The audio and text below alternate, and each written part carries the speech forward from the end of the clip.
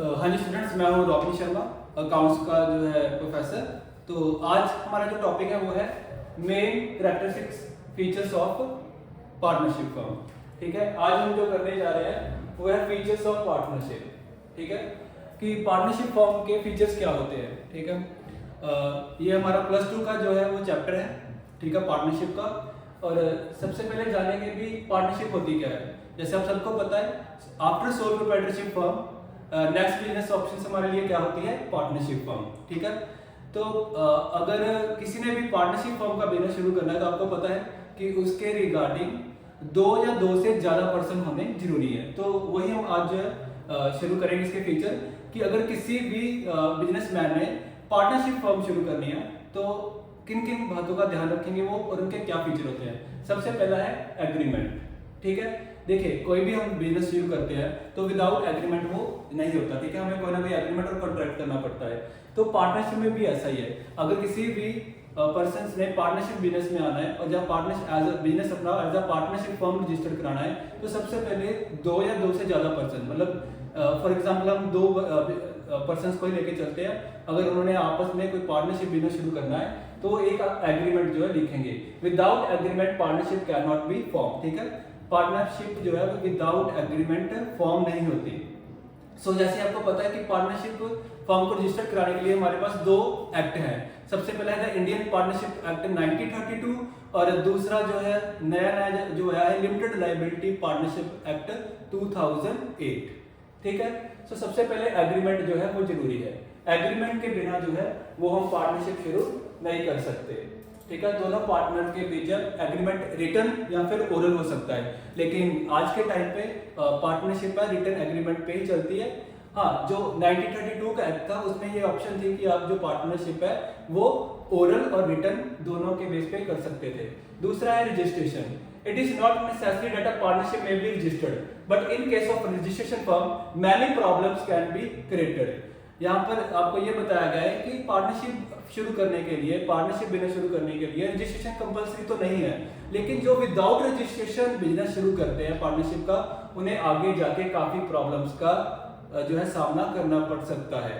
क्योंकि जैसे आपको पता है कि जो सारा गवर्नमेंट का टैक्स सिस्टम है, ठीक है, अगर हमने लोन के लिए अप्लाई करना है, बहुत सारी ऐसी टेक्निकल जो है चीजें हैं जो विदाउट रजिस्ट्रेशन हमें नहीं मिल सकती। ठीक है, विदाउट रजिस्ट्रेशन पार्टनरशिप तो शुरू कर सकते हैं, लेकिन उस बिजनेस को हम आगे जाके बढ़ा नहीं सकते।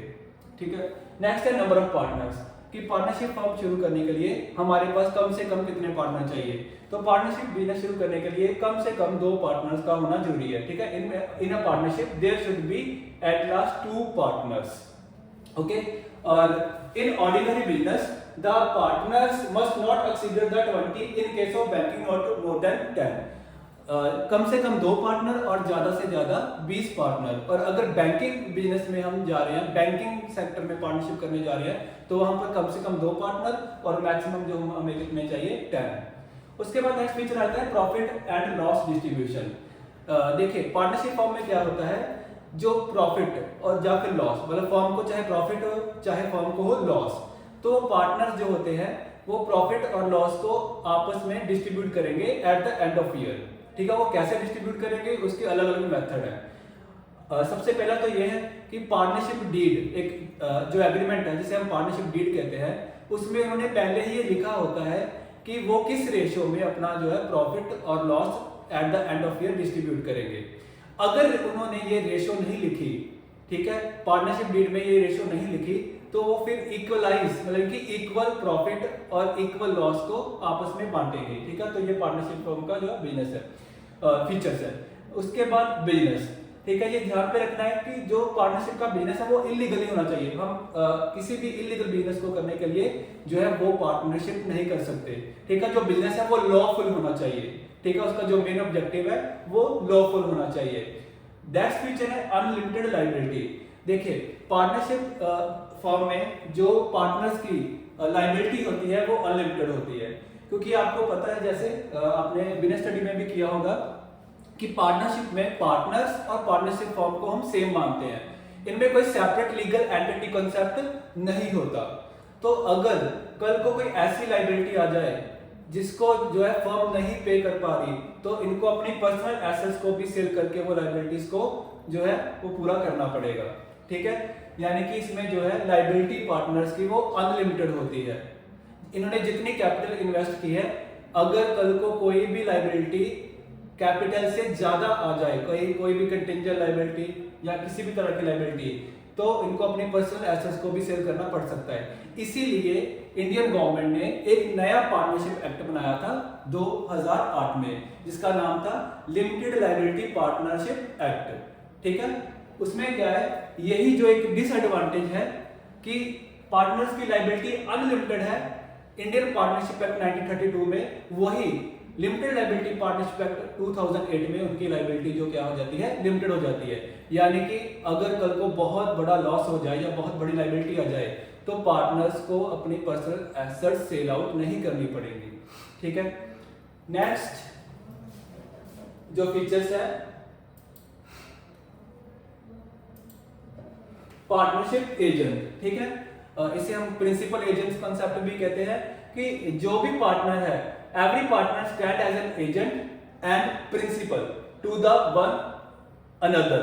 ठीक है, जो पार्टनर्स होते हैं वो अपने बिजनेस के खुद ऑनर तो होते ही हैं, जैसे कि वो प्रिंसिपल ऑनर तो होते ही हैं, लेकिन वो अपनी फर्म में एजेंट का रोल भी अदा करते हैं। ठीक है, वो एजेंट का रोल भी अदा करते हैं बिकॉज वो अपने बिहाफ पे, अपनी फर्म के बिहाफ पे क्लाइंट्स को ढूंढते हैं, क्लाइंट्स के साथ डील करते हैं, अपनी पार्टनरशिप फर्म के लिए अलग अलग कॉन्ट्रैक्ट लेके आते हैं जिससे उनका बिजनेस एक्सपैंड हो सके।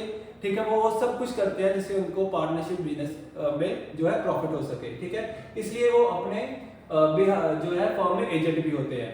ठीक है, सपोज करो दो पार्टनर है, राम और श्याम। श्याम जो है वो क्लाइंट्स के साथ डील कर रहा है।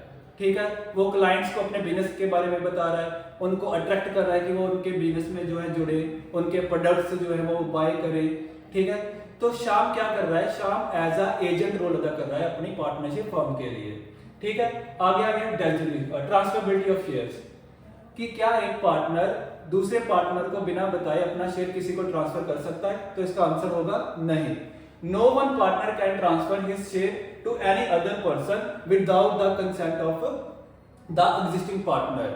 अगर एक पार्टनर अपना हिस्सा बेचना चाहता है किसी अनदर पर्सन को, तो वो जो एग्जिस्टिंग पार्टनर है उसकी परमिशन के बिना ये नहीं कर सकता। इसमें एक पार्टनर अपना शेयर है वो किसी अनदर पर्सन को जो आउटसाइड फर्म में है पर्सन, उसको नहीं बेच सकते।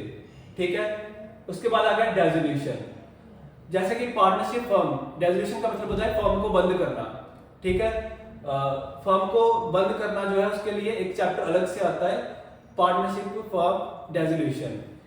It is a temporary form of business, it operate at the pleasure of the partner.